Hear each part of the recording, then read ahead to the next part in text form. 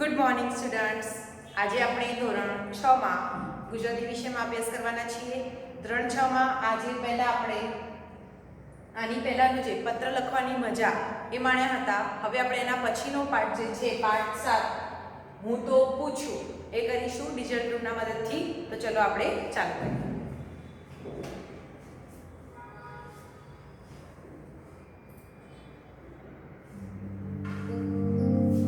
કવિતા નો હું તો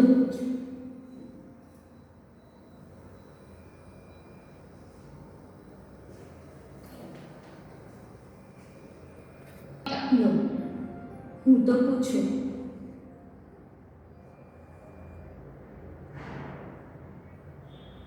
ગીત.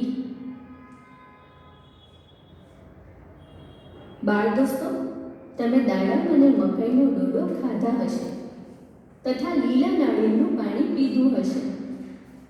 દાડમના ફળમાં ઉપરનું પડ કાઢો એટલે દાડમના દાણા કેવા સરસ રીતે ગોઠવાયેલા હોય છે. એવી જ રીતે મકાઈના ડોડામાં કેટલાય પાંદડા વીંટળાયેલા હોય, પછી સુવાળા રેસા લાગેલા હોય અને પછી દાણા ગોઠવાયેલા નીકળે. નાળિયેરમાં ઉપર જાડી છાલ લાગેલી હોય, પછી કઠણ કાચી, એની અંદર માવો અને મીઠું પાણી. તમને ક્યારે પ્રશ્ન થાય કે આવું કોણ કરતું હશે? એક નાનકડી છોકરીને આવા કેટલાય પ્રશ્નો થાય છે અને એ કેટલાય પ્રશ્નો પૂછે છે. ચાલો આપણે તેના પ્રશ્નોથી બનેલું ગીત સાંભળીએ.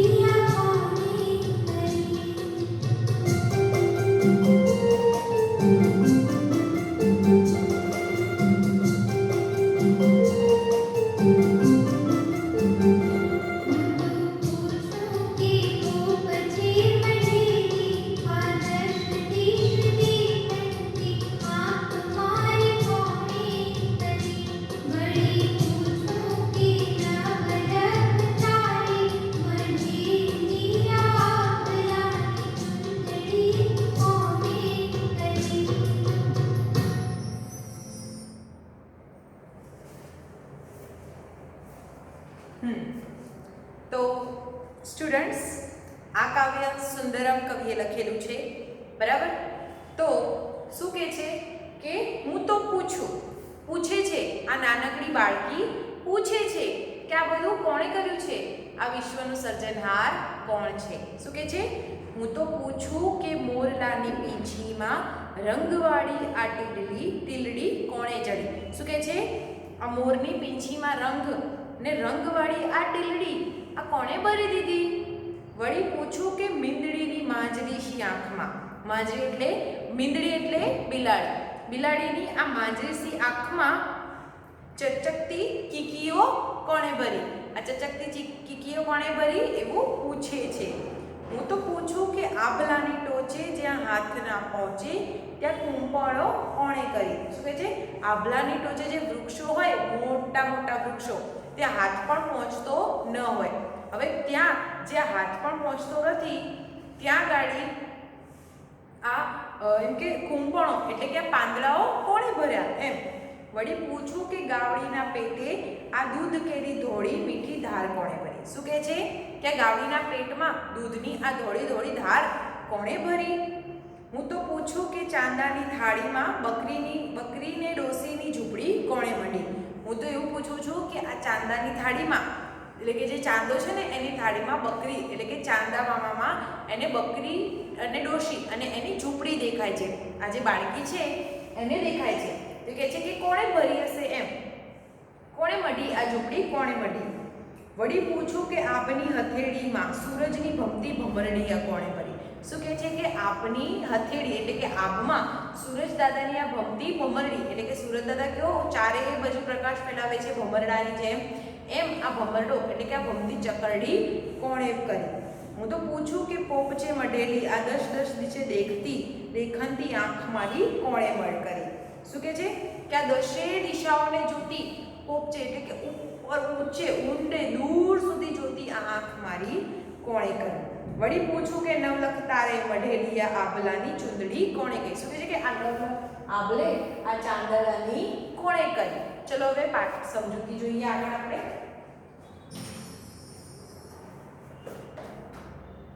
કવિતા સમજૂતી.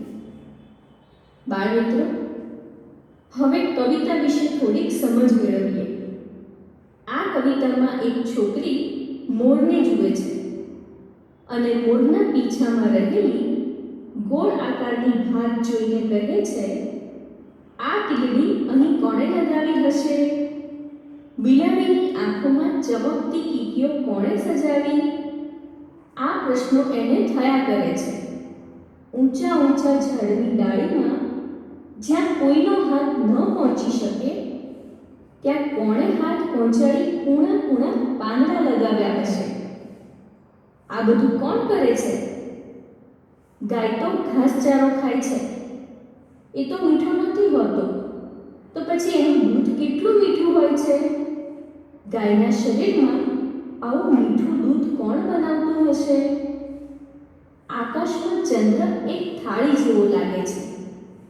આ ચંદ્રમાં બકરી, ડોસી અને ઝૂંપડી કેવી રીતે થયા હશે? આકાશના હાથમાં સૂરજ ભમરડા જેમ ફરી રહ્યો છે. આ સૂરજ કોણે બનાવ્યો? વળી આખી દુનિયાને અને 10 દિશાઓને જોતી મારી આંખો કોણે બનાવી છે? ગણ્યા ગણાઈને એટલા તારા મળીને આ ચૂંદડી કોણે બનાવી છે? આકાશમાં રાતે દેખાતા તારાઓને લીધે આકાશ કાળી ચૂંદડી જેવું દેખાય છે. બાળ દોસ્તો, આ છોકરીને જેવા પ્રશ્ન થાય છે તેવા તમને પણ થતા હશે. આ બધા પ્રશ્નોના જવાબ શું આવે એ ઘરના વડીલોને પૂછવું. શબ્દ સમજૂતી. દોસ્તો, હવે કવિતામાં આવતા કેટલાક શબ્દોના અર્થ જાણીએ. માંજરી એટલે ભૂરી, ભૂરા રંગની. ચકચકતી એટલે ચમકતી, ચળકતી. કીકી એટલે આંખમાં દેખાતો ગોળ નાજુક અવયવ. કૂંપળ એટલે નવું તાજું ફૂટેલું પાન. ગાવડી એટલે ગાય. દેખંતી એટલે જ્યોતિ.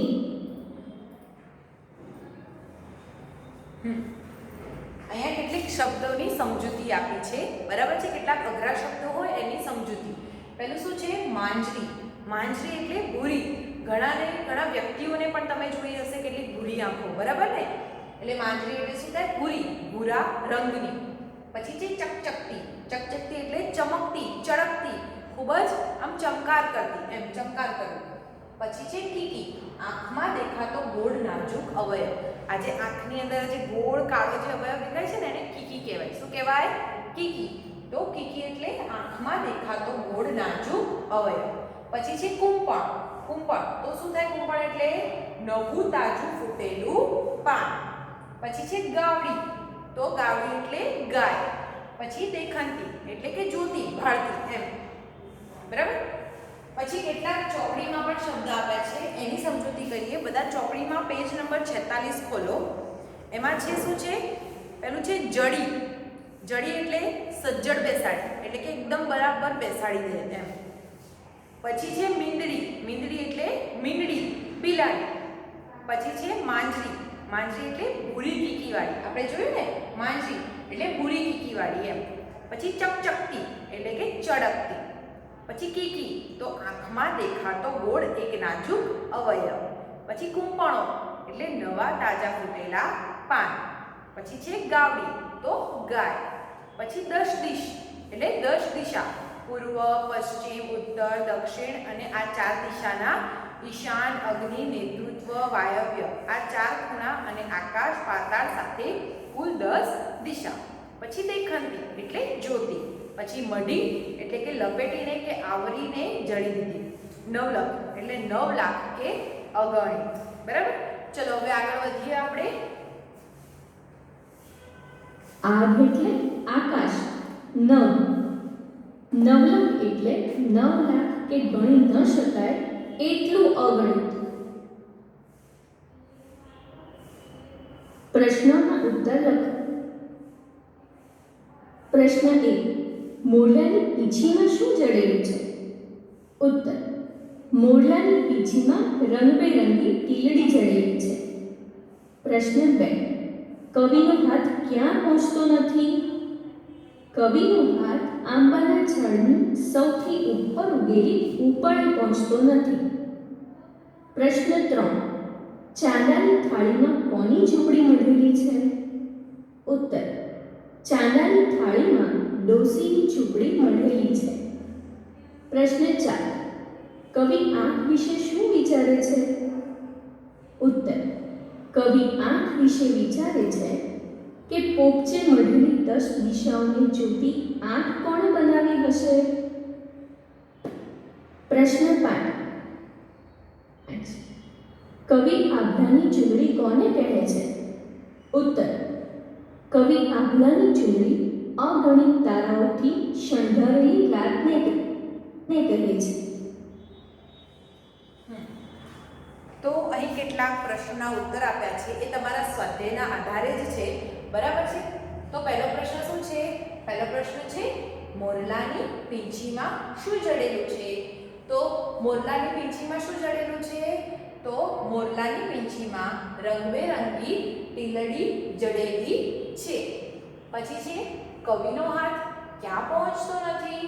કવિનો હાથ આંબાના ઝાડની સૌથી ઉપર ઉગેલી કુંપણે પહોંચતો નથી. ચાંદાની થાળીમાં કોની ઝૂંપડી મળેલી છે? તો ચાંદાની થાળીમાં ડોશીની ઝૂંપડી મળેલી છે. કવિ આંખ વિશે શું વિચારે છે? કવિ આંખ વિશે વિચારે છે કે પોપચે મળેલી 10 દિશાઓને જોતી આંખ કોણે બનાવી હશે? કવિ આભલાની ચૂંદડી કોને કહે છે? કવિ આભલાની ચૂંદડી અગણિત તારાઓથી શણગારેલી રાતને કહે છે. ચલો ફરીથી એકવાર પ્રશ્નોના ઉત્તર વાંચીએ. પ્રશ્ન 1. મોરલાની પીંછીમાં શું જડેલું છે? મોરલાની પીંછીમાં રંગબેરંગી ટીલડી જડેલી છે. કવિનો હાથ ક્યાં પહોંચતો નથી? કવિનો હાથ આંબાના ઝાડની સૌથી ઉપર ઉગેલી કુંપણે પહોંચતો નથી. ચાંદાની થાળીમાં કોની ઝૂંપડી મઢેલી છે? ચાંદાની થાળીમાં ડોશીની ઝૂંપડી મઢેલી છે. કવિ આંખ વિશે શું વિચારે છે? કવિ આંખ વિશે વિચારે છે કે પોપચે મઢેલી 10 દિશાઓને જોતી આંખ કોણે બનાવી હશે? કવિ આભલાની ચૂંદડી કોને કહે છે? કવિ આભલાની ચૂંદડી અગણિત તારાઓથી શણગારેલી રાતને કહે છે. ચલો આ સ્વાધ્યાયનો પ્રશ્ન 1 છે, બધા લખી દો.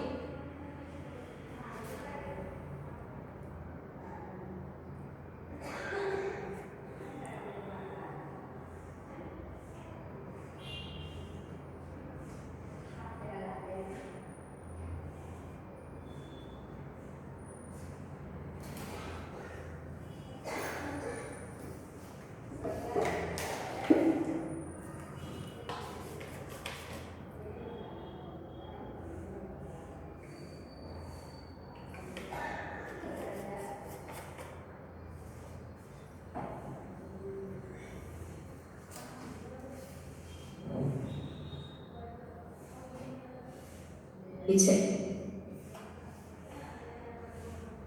શબ્દ પરથી વાક્ય બનાવો. બાળ દોસ્તો, હવે આપેલ શબ્દ પરથી વાક્ય બનાવવાના છે. જુઓ, અહીં ઉદાહરણ પણ આપેલું છે. ધરતી શબ્દ પરથી લીલીછમ ધરતી જોઈને બધાને આનંદ થયો. વાક્ય બનાવેલું છે. હવે પહેલો શબ્દ પેન્સિલ છે. તેના પરથી પેન્સિલથી લખાય છે. વાક્ય બનાવી શકાય. હવે રબર શબ્દ પરથી વાક્ય કોણ બનાવશે?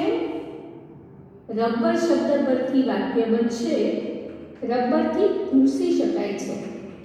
એવી જ રીતે ગાય શબ્દ પરથી ગાય દૂધ આપે છે. સૂરજ શબ્દ પરથી સૂરજ પૂર્વ દિશામાં ઉગે છે.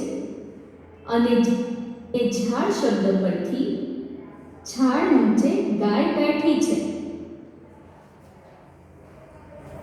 પછી સ્વાધ્યાયનો પ્રશ્ન 2 છે, ઉદાહરણ પરથી વાક્ય બનાવો. બરાબર, ઉદાહરણ આપ્યું છે. એમાં પહેલું ધરતી, તો લીલીછમ ધરતી જોઈને બધાને આનંદ થયો, એવું પ્રશ્ન 2 માં ઉદાહરણ આપ્યું છે.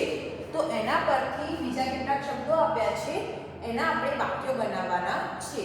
પહેલું હતું પેન્સિલ, પછી બીજું છે રબર, ત્રીજું છે ગાય, ચોથું છે સૂરજ અને પાંચમું છે ઝાડ. બરાબર, એમાં પહેલા પેન્સિલથી શું બનાવ્યું? પેન્સિલથી લખાય છે. બીજું વાક્ય પણ બની શકે, મારી પાસે લાલ રંગની પેન્સિલ છે. મોટા વાક્ય પણ તમે બનાવી શકો છો. પછી છે રબર, રબરથી ભૂંસી શકાય છે. પછી એનું બીજું વાક્ય શું બને? મને રંગબેરંગી રબર ખૂબ જ ગમે છે.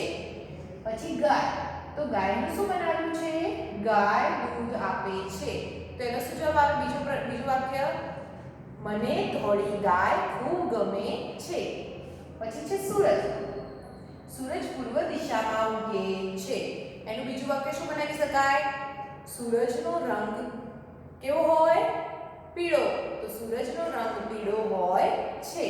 પછી છે ઝાડ, ઝાડ નીચે ગાય બેઠી છે. એ સિવાય બીજું કયું ગમે? બીજું કયું વાક્ય બને? મારા ગામના પાદરે ઘણા ઝાડ ઉગેલા છે. ચલો, એ સિવાય બીજા વાક્યો બનાવીએ. પેન્સિલથી બનાવો તો કોણ બનાવશે? મારી પેન્સિલ અનિરુદ્ધે છીનવી લીધી. પછી બીજું રબર, મારું રબર ખોવાઈ ગયું. પછી ગાય, તો ગાયને 2 શિંગડા હોય છે. પછી સૂરજ, બરાબર, સૂરજનો આકરો તાપ સહન થતો નથી. ઝાડ, ઝાડને લીલાછમ ઝાડ, મારી માતાને લીલાછમ ઝાડ ખૂબ જ ગમે છે. આવી રીતે તમે કેટલાક અલગ અલગ વાક્યો બનાવી શકો છો. ચલો, હવે આપણે આગળ વધીએ. ત્યાં સુધી લખી દો તમે આ.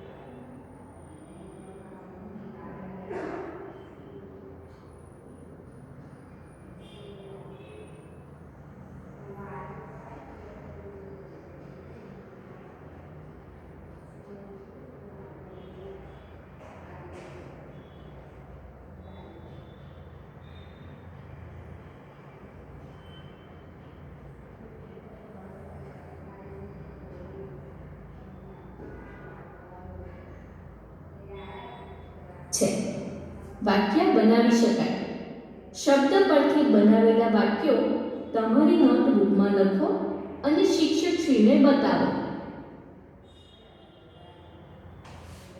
કાવ્ય પંક્તિઓ પૂર્ણ કરો.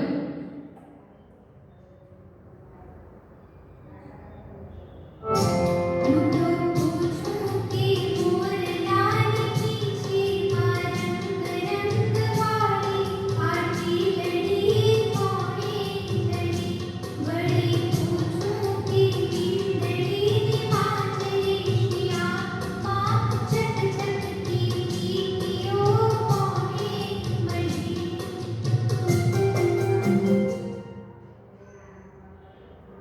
કાવ્ય પંક્તિ પૂર્ણ કરો.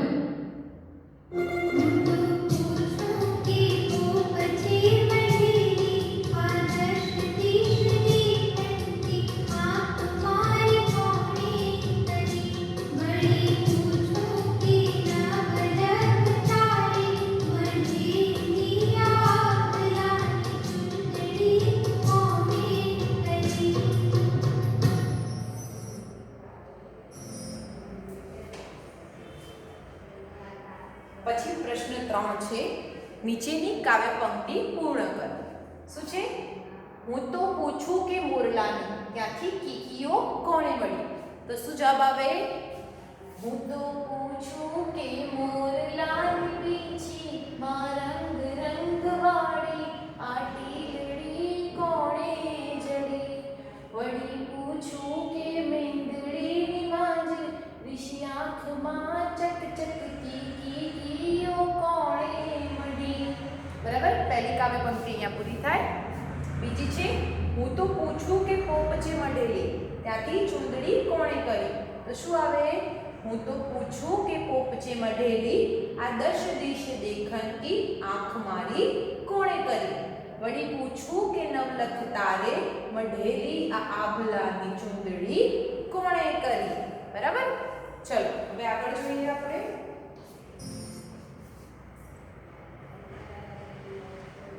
કાવ્યમાં વપરાયેલા શબ્દો શોધી લખો. બાળ દોસ્તો, અહીં કેટલાક શબ્દો આપેલા છે. આ શબ્દોના સમાનાર્થી શબ્દો કવિતામાં વપરાયેલા છે. તમારે એ શબ્દો શોધી અહીં લખવાના છે. દોસ્તો, કવિતામાં મોર માટે મોરલો, ગાય માટે ગાવડી, આગ માટે આગલું, આંબા માટે આંગળું, બિલ્લી માટે મીંદડી અને ચંદ્ર માટે ચાંદો શબ્દ વપરાયા છે.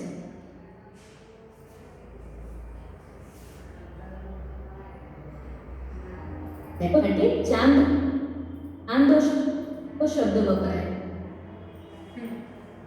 હવે છે પ્રશ્ન 4.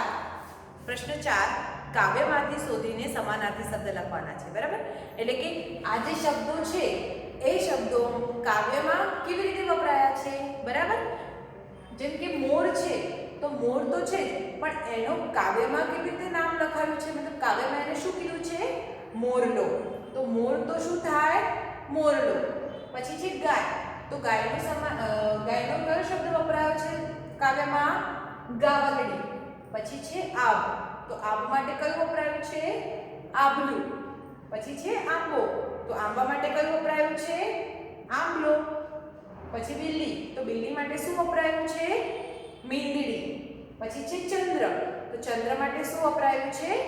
ચાંદો. બરાબર ને? ચલો એકવાર બોલી જઈએ.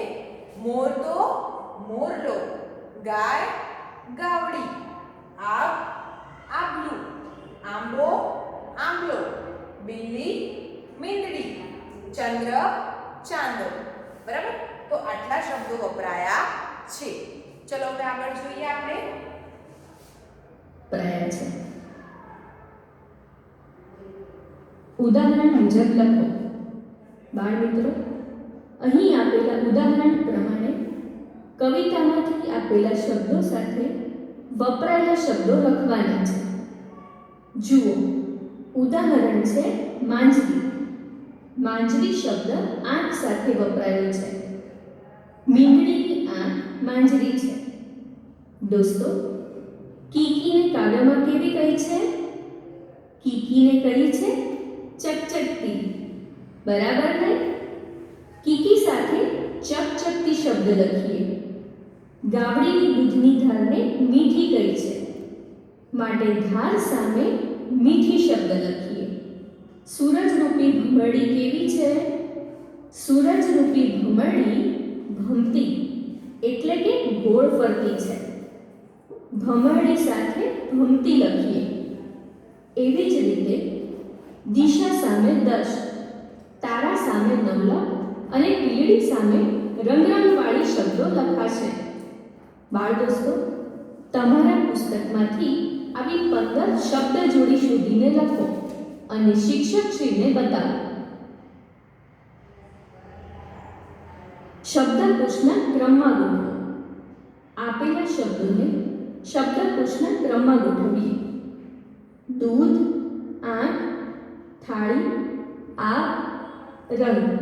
આ શબ્દોમાં સ્વરથી શરૂ થતા શબ્દો આગ અને આંખ પહેલા આવશે અને પછી કક્કાવારીના ક્રમ મુજબ થાળી, દૂધ અને રંગ શબ્દ આવશે. સરખામણી. બાળ દોસ્તો, હવે આપણે એક નવું કામ કરવાનું છે. તેમાં મજા આવશે, પણ મજા માટે તમારે થોડું વિચારવું પણ પડશે. હું તો પૂછું, કવિતા તમે સાંભળી અને સમજ્યા પણ ખરા. હું તો પૂછું કવિતા સાથે સાથે હું તમને બીજી કવિતા પણ સંભળાવીશ. તમારે બંને કવિતા સાંભળી અને વિચારીને કહેવું પડશે કે બંને કવિતામાં શાની શાની વાત કરવામાં આવી છે. બંને કવિતામાં કઈ કઈ બાબતો સરખી છે. બરાબર સમજાઈ ગયું? બાળ દોસ્તો, ચાલો આપણે હું તો પૂછું કવિતા સાંભળીએ.